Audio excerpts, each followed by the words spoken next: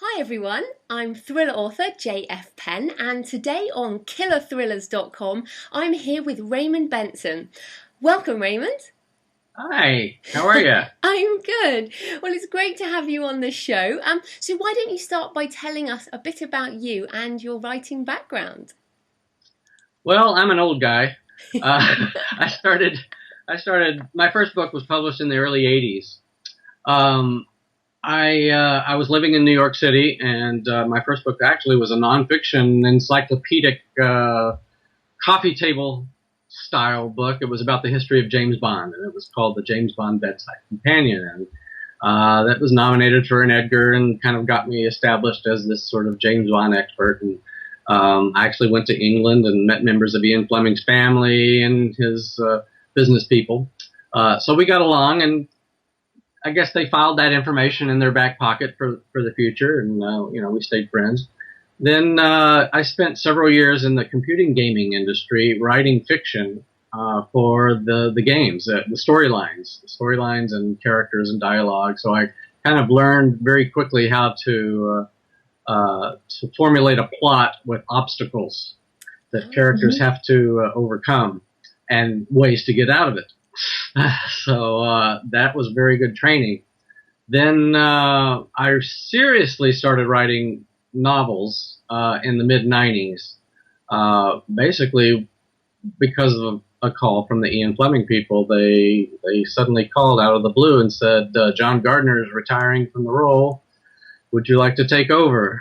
And so that kind of took my career into a completely different direction, and quit my job, and I haven't looked back since. Wow. So you took over Bond, which is amazing. So, that has that shaped all your writing, or what part of you do you bring to your writing? Well, when I was doing Bond, they didn't want me to be Ian Fleming. I don't think anybody can be Ian Fleming.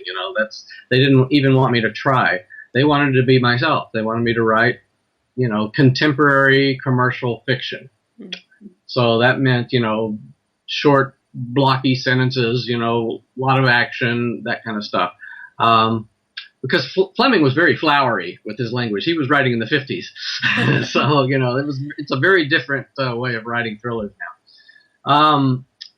They also required me to write an outline for the books, and that was brilliant training. I mean, that was just the best thing I could do, because I do an outline for every book I do now. I think, there's a lot of writers who don't, and that works for them. That's fine. But for me, it really works, especially with a thriller. I like to know where I'm going. I like to know where all the twists and the turns and the red herrings and I lay it all out like a blueprint first, and I spend a lot of time on it. And make sure it's pretty much perfect, so that the writing part of it flows very quickly, rather than pondering oh, what's going to happen next, and that kind of thing. And do you think that comes because I read that you've written dramas, obviously computer games, you've written lyrics, and are you a composer as well, or you Yes, do. I'm a composer. You're this multi-talented man. So do you think that organizational kind of brain, is that what you bring to your thrillers to make them complicated and interesting for readers? I think so. In fact, I think it was the theater training. I was a theater major in college. I was trained to be a director of stage plays. And you talk to anyone that's in theater, and it pretty much trains you for life on how to be organized, how to do project management, how to communicate ideas. It taught me how to analyze a story very quickly in my head, and how to analyze characters. So yeah, I bring my theater degree to everything I do, even though it's not necessarily theater. So tell us about your new series, The Black Stiletto. What's that all about? Yes, Black Stiletto. This is the first book. You see, it's got a cellophane on the cover, so it's kind of shiny. Yeah, I can see. So like some eyes there, like a mask. Yeah, right. That's the first book. That came out in 2011, and the second one is Black and White, is called. And the third one, brand new, just came out. is Stars and Stripes. Stars and Stripes must be American. Yeah, yeah, she is an American character. She's a feminist before that word was even in our vernacular. She lived in the late 50s, early 60s in New York City, and put on a costume and a mask and called herself the Black Stiletto. No superpowers, but she goes out on the streets and fights for social justice and fights crime, and becomes a legend.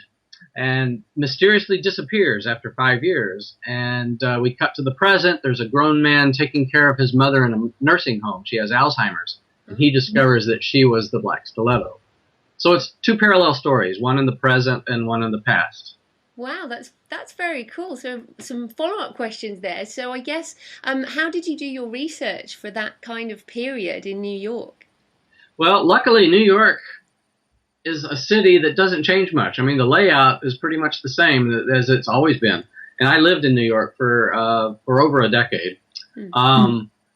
So I use a lot of the places that were there in the 50s and the 60s as locations, but I also have friends there that can help me with some things. For example, in the first book, there's several scenes at the Algonquin Hotel. Have you heard of that? That's a very famous hotel.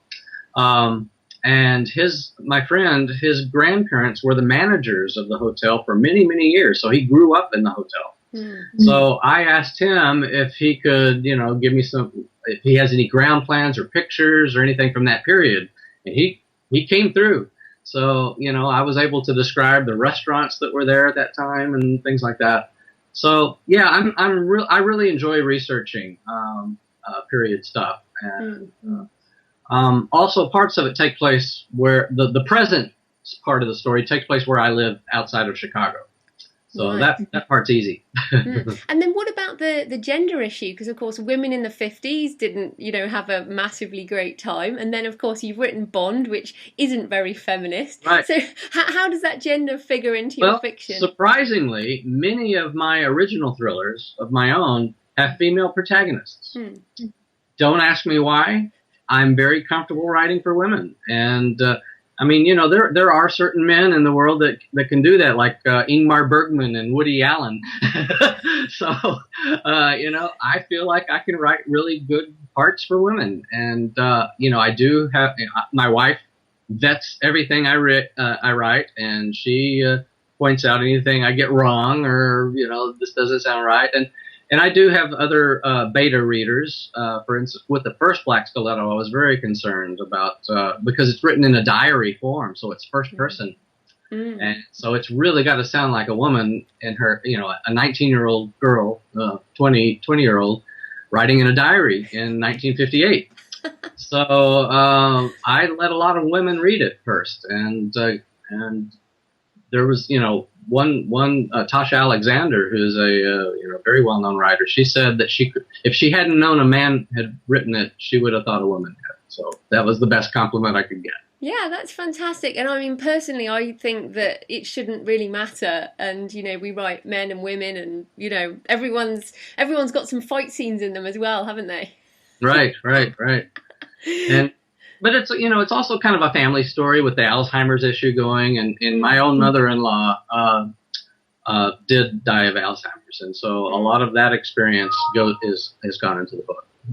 Yeah, so you mentioned Alzheimer's there, and many readers often wonder, especially when you write in first person, how much of the author is in the book. So is that the only sort of personal stuff you bring in, the Alzheimer's stuff, or is there more of your sort of biographical information in the books? Well, in the Black Stiletto books, her son, the grown son, is pretty much me. I kind of infuse him with a lot of my personality, although he's an accountant. So he's kind of nebbish, and maybe he's not me, because I'm cooler than he is. But I give him a lot of my personality. A lot of his tastes and likes and dislikes are me, and he does have an anxiety problem, which is definitely me. And also the Black Stiletto, she comes from Odessa, Texas, a small town in West Texas, and that's where I'm from. So I bring a lot of my Texas roots into the stories as well. Okay, so one of the things about your past, I guess, is going back to the Bond stuff. So, what was it like to write the Bond books? Because personally, I would love to write a Bond book as a woman. Well, it was a roller coaster, I can tell you. I wrote 6 original books and 3 movie novelizations. And I traveled the world. I went to all my locations to research them. This is one case where, I'm not Bond. So, at least I was given the character, and I knew the character inside and out. And that's why they trusted me to do it. So what I brought to the table was new storylines. That's the challenge of any Bond author, new Bond author, is to come up with an original story and a good villain. That's where the key is. And what I would do is basically look at a big map of the world and pinpoint hotspots that the UK would be concerned about. And I would do some historical research on those hotspots and create a plot that had something to do with that place's past and integrate that into the villain's motivation.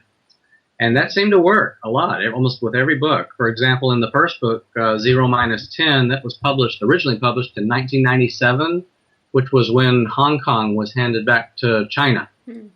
So I did research on why that was even happening. Why did the UK, why was it a colony of the UK for 100 years, and why did they give it back? And when I learned, the history behind it, I was able to create a villain that, that was relevant. So on all your travels for Bond, where was the best place that you went? Where was the best kind of cool experience?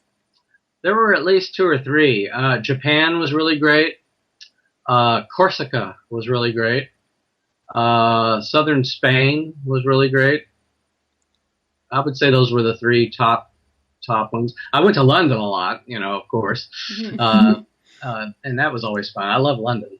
Yeah, it's a marvelous city. And, people wonder whether thriller authors are just as exciting as their protagonists. What do you think about that? I'd like to think so. Any secret martial arts that we should know about? Well, I didn't jump out of any airplanes without a parachute. I'll put it that way. And, I did when I traveled, I had my outline with me, armed with me. So I would walk in Bond's footsteps. I would stay at his hotels. I would eat his food, that kind of thing. And, soak up all the sights and smells. I didn't, sleep with all his women. But I have a very active imagination. Fantastic. Now, so who do you read? Who are your favorite thriller writers? Oh, I have several. Actually, my favorite living author is Ruth Rendell. Ah, there we go, British. Yes, and she's not so well known here in the States as she is in your country. She is well known, but she's not a big bestseller like she is in the UK. I've known her too for many years, and I've read every single one of her books. She's written over 70, I think, by now. I just think she's brilliant, absolutely brilliant. And she's more in the mystery vein than thriller, I think. But let's see, who else? Lee Child, I like. I like Brian Freeman. I like Greg Iles. I like John Sanford. I like the Tess Gerritsen. Michael Connelly. Fantastic. Well, that will give people some other places to start. So, just give us a bit of an overview of what else you have on the Killer Thrillers website. Well, most of my Killer Thriller stuff is my backlist original thrillers that went out of print, and they're now available as ebooks. These would include some of those novels I talked about with female protagonists, like Evil Hours or Face Blind. Face Blind is kind of an interesting premise. It's about a woman who has prosopagnosia, which is face blindness. It is a real neurological condition that people cannot recognize faces. And when I learned about this, I thought, ooh, this would make a great character, kind of a mistaken identity plot and all this. So that book is Wait Until Dark Meets Memento. Very good. My other female protagonists are in a book called Sweetie's Diamonds, which is sort of a chase. It's kind of a Quentin Tarantino style chase thriller across America where a mom and her teenage son is being chased by the bad guys. And I tend to like moms a lot. I write a lot about moms and their children who discover something about them. That happens a lot in my books. Evil Hours is a woman whose mother was murdered 30 years previously, and she kind of sets about, it was never solved, and so she sets about trying to solve it herself. I have a couple of rock and roll thrillers featuring a detective who's in the rock and roll business, and these are very tongue-in-cheek, humorous, and have lots of music references and in-jokes for people who are into music. They're called A Hard Day's Death and Dark Side of the Morgue. I've got to ask you about the dungeon that it looks like you're working in. Tell us, everyone's always interested in what a writer's kind of physical life is like. So tell us about your workspace and your office down there. Well, it is a bedroom in my house. It is dedicated solely to being my office. I do keep it dark because, I don't know, I think I tend to work better with just this, a dim light and some music going and my computer screen. I don't know, it's just more conducive to me to work in that kind of environment. So the blinds here on my window, I really can't raise them. I can sort of like lift them up like I've got it here, but they're kind of fixed. So is that your way of kind of shutting out distraction? Maybe it is. Maybe it is psychologically. Although, I get distracted all the time. The phone rings or, whatever. And I do play music often when I write. I don't mind music when I write. Sometimes it really helps. I'll play some hard driving progressive rock and during action scenes or something. And is your writing routine to write every day, or what's your normal day like? It really depends on what phase of the book I'm in. I think my writing process is definitely divided into phases. I have the conceptual phase first, which it looks like I'm not doing anything. The second phase is the outline phase, and that's the hardest one. That's the one where I really knuckle down and work out the plot. And sometimes that takes a month or two. And I work, a few hours a day on that. The research phase comes next, and sometimes I travel. Sometimes it's just all about surfing the internet, whatever. Then the writing phase, I try to write a scene a day.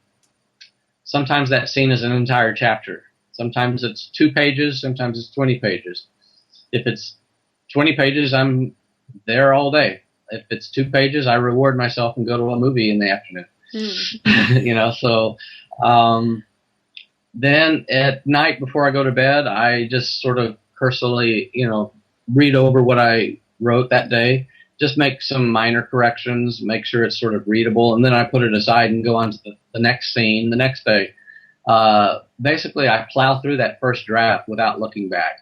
I think that establishes a pace, a fast pace. Ian Fleming used to do that. He always said, I plow through that first draft without looking back, and I think that helps in establishing a fast pace of a thriller. Then after it's done, the first draft is done, then I go back and start revising and correcting and doing all that stuff. Yeah, no, that's fantastic. And I did also want to ask you, because many people, readers, look at writers and kind of wonder, how can you be so creative? And I look at you, and you also have music and you have drama. You're not just creative with writing fiction, you've got all this other creativity. So what is a tip, what tip would you give to people who want to be more creative in their lives? Oh, gee. Well, when people ask me if what do they do to be a writer, I would say read a lot. I've always read a lot. As a child, I would, I told you I grew up in a small West Texas town, so I wanted to escape from a very early age. So I escaped into books and theater and my imagination. I acted on stage and became other people. I lost myself in music. I'm not sure how to answer that except to go inside your imagination. If you know, and I think people know whether or not they do have an imagination. I mean, if they want to be creative, then they must have a spark somewhere in them that dreams. And those dreams are important, daydreams that I'm talking about, not just necessarily night dreams. Mm-hmm. So if you're the type of person who like to people watch, and then sort of in your mind make up stories about them when you see them, or whatever, then I think you have a creative spark, and you've just got to find how to ignite it. And I'm not sure how to tell you how to do that, but if you really are a creative person and that's what you really want to do, you will find a way to do it. Fantastic. Right, so where can people find you and your books online, apart from at killerthrillers.com? Well, my website is raymondbenson.com. The Black Stiletto has a website. It's theblackstiletto.net. And also on that site, you can see some videos that were made. Shot one in Hollywood that's a really cool kind of infomercial for the first book. And there's another trailer for the third book. There's also a free downloadable teaser short story on that site, as well as a song, a Black Stiletto song that you can download. And then, Facebook, I'm all over Facebook. You know, I friend anybody. And is it Facebook just Raymond Benson? My personal page is Raymond Benson #1. And then my author page is author Raymond Benson. So, fantastic. And the Black Stiletto has her own page too. Wow, you're everywhere. Yeah. Right, well, thanks ever so much for your time, Raymond. That was great. Well, thanks, Joanna. I really appreciate you asking me to do this.